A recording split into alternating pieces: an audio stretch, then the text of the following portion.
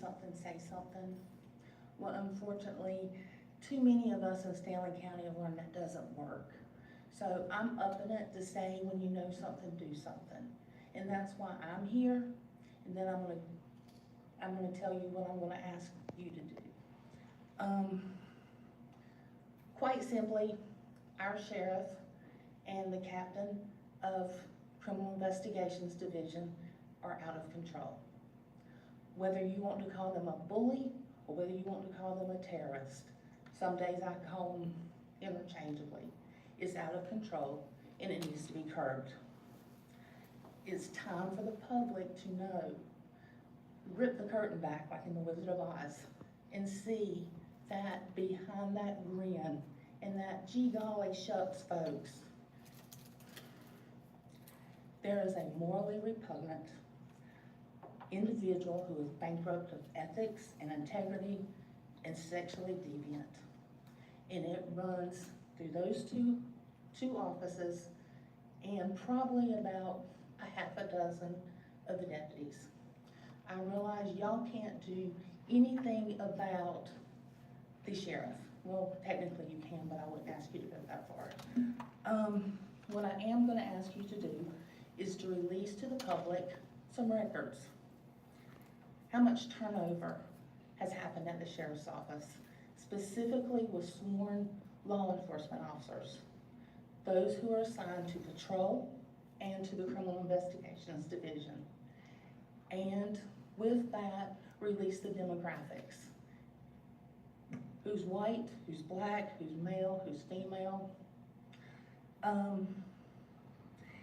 And also settlements that have been paid out as a result of those two individuals' conducts and behaviors. I know you cannot release the details, but when it's taxpayer dollars, I think you can release the fact that yes, settlements have been paid out and the bottom. I guess specifically, what I'm asking you to do in addition to those two things is I've thought about each and every one of you and where you live. There's a very qualified candidate living in each of your districts. And for those of you who are at large in your town, encourage someone to run. It is time to restore decency and morality to our sheriff's office. Good night.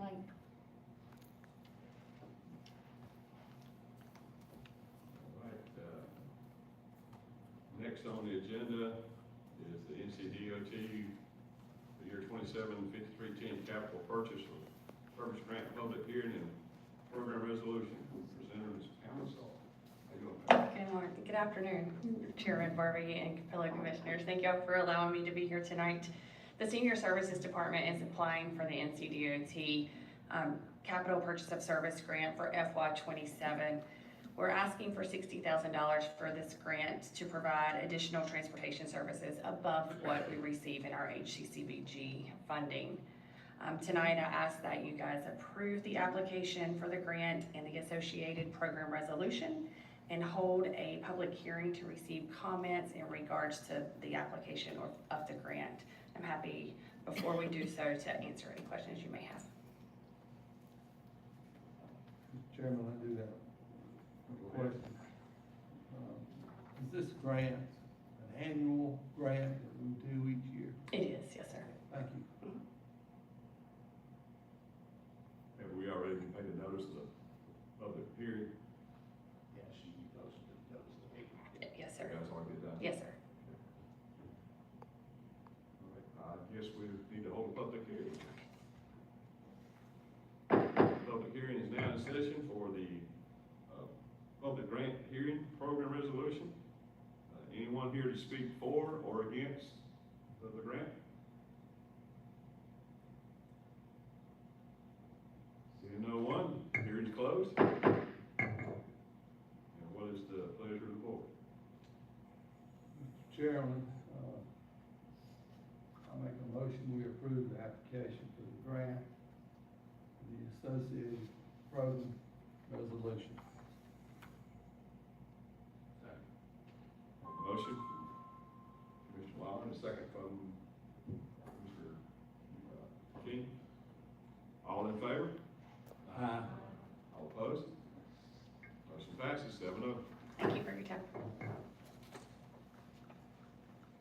Next on the agenda is the budget amendment for the additional McCoy Creek Force Main replacement. Presenter Andy Lewis. Yes, thank you, Mr. Chairman and members of the board. If you recall, Dwayne was before you, gosh, probably 4 or 5 months ago with that force main that runs from McCoy's Creek Pump Station to the wastewater treatment plant. There's 2 lines, one is not in service, one is in service, and that line has issues, and it's usually at the high points, because the gases that are in that line have essentially turned that line into paper in places. And so when Dwayne was here last time, we had said that this could potentially happen again, and it has happened. It busted a couple weeks ago.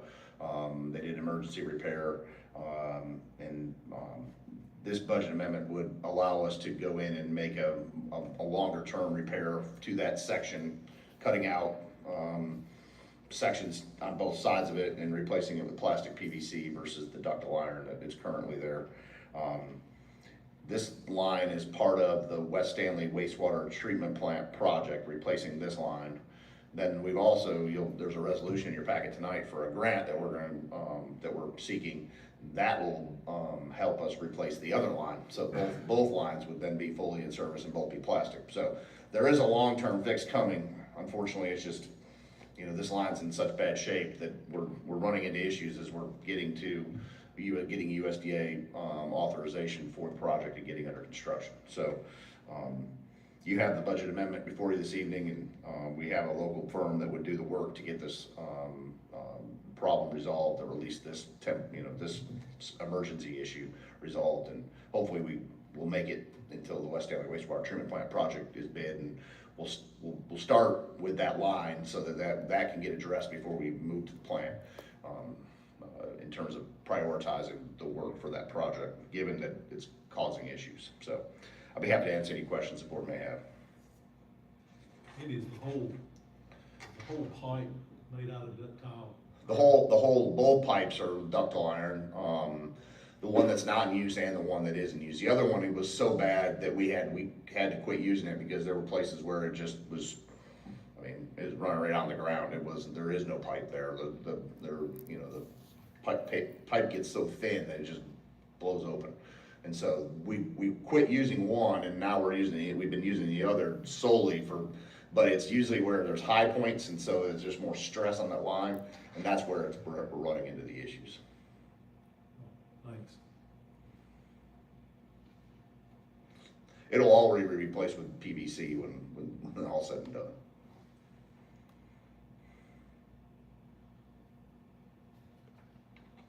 And this is coming out of which fund? This would take the system development fee revenue and appropriate that to make this repair.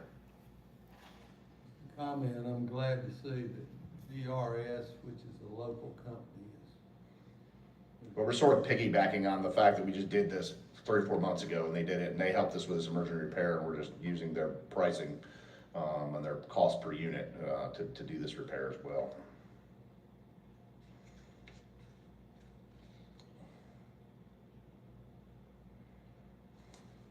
Mr. Chairman? I'll make a motion, we approve the attached budget amendment for the force main emergency repairs and partial replacement. Okay, I have a motion. Commissioner Eford. Second from Commissioner Brunt. All in favor?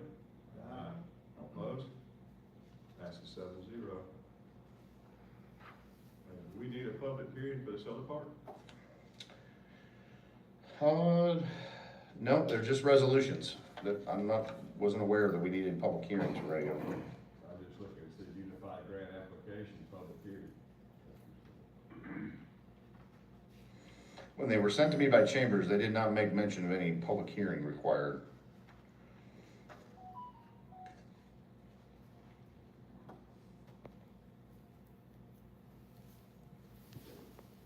All right. So these are just 5 grants that we're asking the board to consider applying for at this point. We don't know if we'll even get these grants. All right, The next. one, okay, go ahead. Ready for the next agenda item? Yeah, sorry. That's fine. Number 4 is the North Carolina DEQ grant resolution. Presenter, Mr. Andy Lucas. Yes, these are 5 grants that we've been working with Chambers Engineering to develop applications for. One is to replace one of those 16-inch outfall lines from McCoy's Creek to the plant. The other is the Tyson Road Water Line Extension Project. If you recall, that one was prioritized as number 3 when we did Meadow Creek and Stony Gap, and Tyson was the 3rd one. And so applying for funding to finish that loop around Tyson Road. Stanfield Water Distribution Merger Regionalization Study, Stanfield Sewer Collection Merger Regionalization Feasibility Study, and a Stanley County Utilities Water System Master Plan Update Study. And so all those would be grant applications we would seek to pay all or significant portions of all those projects. And so these are just applications, and the resolutions associated with you're applying them. Hopefully we'll get the funding, and we'll be back if that is the case, for the board to consider and take action on those. And that'll come at a later date. We had 2 other locations that filled in after Tyson Road. It was Swift Road and another road. We done the water line.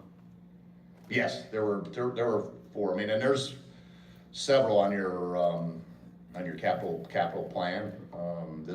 Tyson was just the next one on the list, so that's what they asked for. I mean, if you all want us to, I guess on that meeting on the 22nd or 15th, if we have that with the school board, we could bring back another resolution for another grant. I mean, we certainly can try to get additional grant funding for another road project or water line project if you want to. I think Chambers was just looking at the next one on the list. Is there any action to be taken on this? Yeah, you'll have to approve all these resolutions, and you can do it in one motion, but.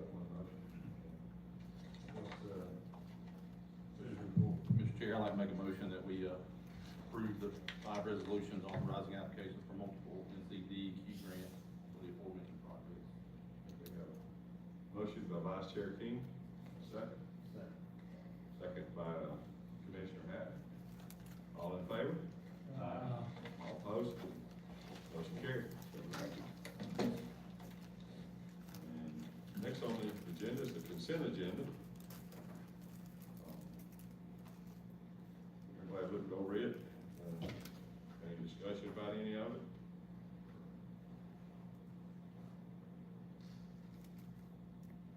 Mr. Chair, I make a motion to approve the consent agenda.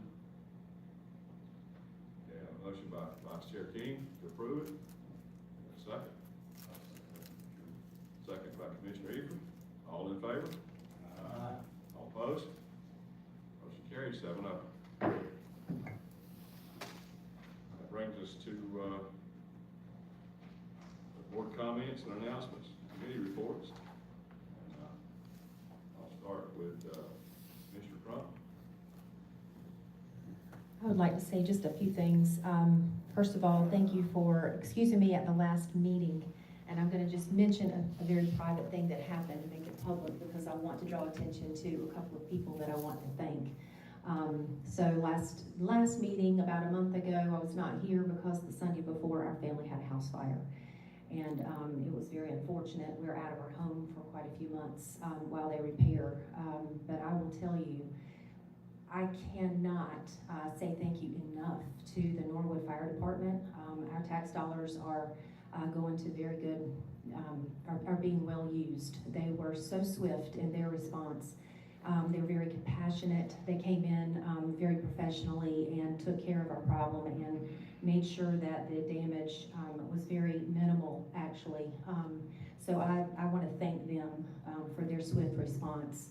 And I also want to thank a local business, ServPro, owned by Sean and Kim Morgan.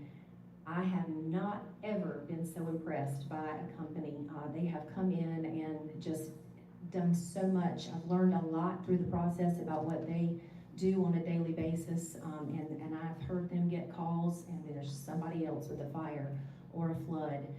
Or things that are even much worse than that. And so I just want to give a shout out to these people in Stanley County. We're very fortunate to have them.